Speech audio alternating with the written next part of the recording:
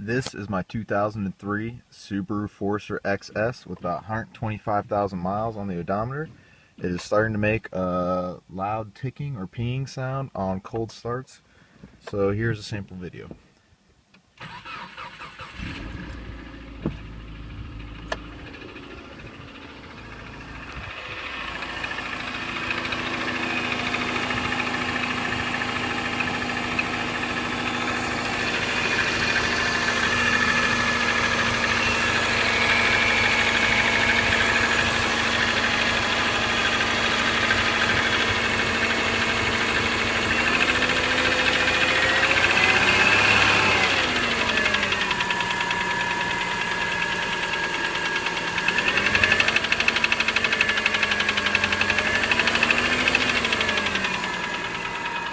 As you can see, the knock sound changes in pitch and sound depending on throttle position and multiple other things.